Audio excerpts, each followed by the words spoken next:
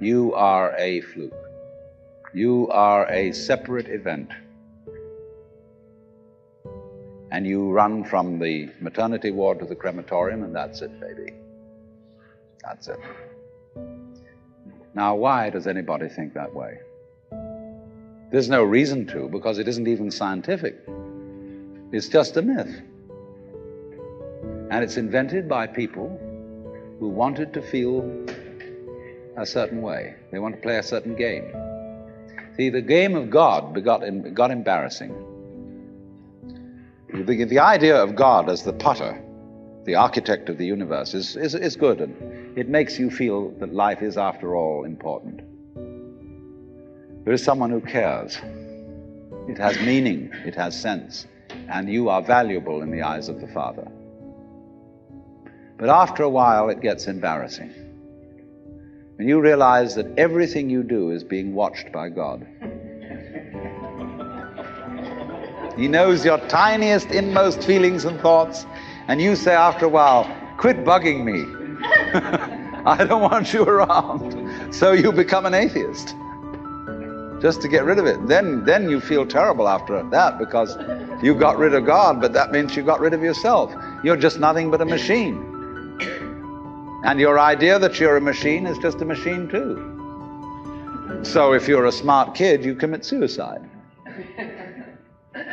Camus said there is only really one serious philosophical question, which is whether or not to commit suicide. I think there are 4 or 5 serious philosophical questions. The first one is, who started it? The second is, are we going to make it? The third is, where are we going to put it? The fourth is, who's going to clean up? And the fifth, is it serious?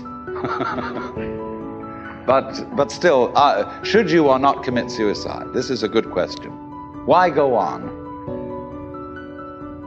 And you only go on if the game is worth the candle. Now, the universe has been going on for an incredible long time. And so really, a satisfactory theory of the universe has to be one that's worth betting on. That's it seems to me, absolutely elementary common sense. If you make a theory of the universe which isn't worth betting on, why bother? Just commit suicide. But if you want to go on playing the game, you've got to have an optimal theory for playing the game. Otherwise, there's no point in it. But the people who coined the fully automatic theory of the universe were playing a very funny game. What they wanted to say was this: all you people who believe in religion are old ladies and wishful thinkers. You've got a big daddy up there and you want a comfort and thing, but life is rough. Life is tough. And success goes to the most hard-headed people. That was a very convenient theory when the European-American world was colonizing the natives everywhere else. They said, we are the end product of evolution, and we're tough. See, I'm a big, strong guy because I face facts, and life is just a bunch of junk, and I'm going to impose my will on it and turn it into something else, you see. And I'm real hard. See, that's a way of flattering yourself. And so it has become academically plausible and fashionable that this is the way the world works. In academic circles, no other theory of the world than the fully automatic model is respectable. Because if you're an academic person, you've got to be an intellectually tough person. You've got to be prickly. See, there are basically 2 kinds of philosophy. One's called prickles, the other's called goo. And prickly people are precise, rigorous, logical. They like everything chopped up and clear. Goo people like it vague. For example, in physics, prickly people believe that the ultimate constituents of matter are particles. Goo people believe it's waves. And in philosophy, prickly people are logical positivists and goo people are idealists. And they're always arguing with each other. And what they don't realize is that neither one can take his position without the other person. Because you wouldn't know you advocated prickles unless there was somebody else advocating goo. You wouldn't know what a prickle was unless you knew what goo was. Because life is not either prickles or goo, it's gooey prickles and prickly goo. And they go together like back and front, male and female. And that's the answer to philosophy. See, I'm a philosopher, and I'm not going to argue very much, because if you don't argue with me, I don't know what I think. So if we argue, I say thank you, because owing to the courtesy of your taking a different point of view, I understand what I mean, so I can't get rid of you.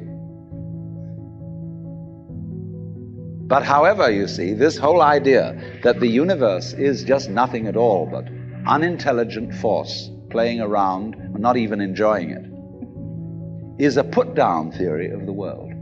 People who had an advantage to make, a game to play, by putting it down and making out that because they put the world down, they were a superior kind of people. So that just won't do. We've had it.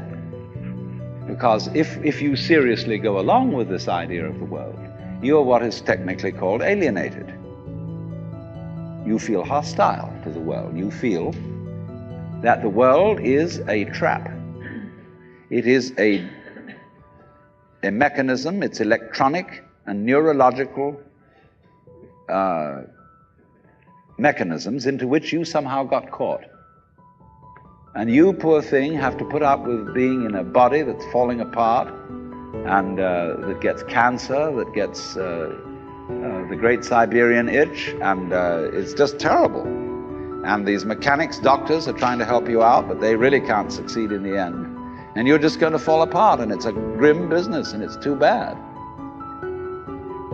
So if you think that that's the way things are, you may as well commit suicide right now. Unless you say, well, I daren't, because there really, after all, there might be eternal damnation in the back of the thing if I did that. Or then I identify with my children or something, and I think of them going on and without me and nobody to support them. But of course, if I do go on in this frame of mind and continue to support them, I shall merely teach them to be like I am. And they'll go on dragging it out to support their children, and they won't enjoy it, and they'll be afraid to commit suicide, and so will their children. They all learn the same lesson.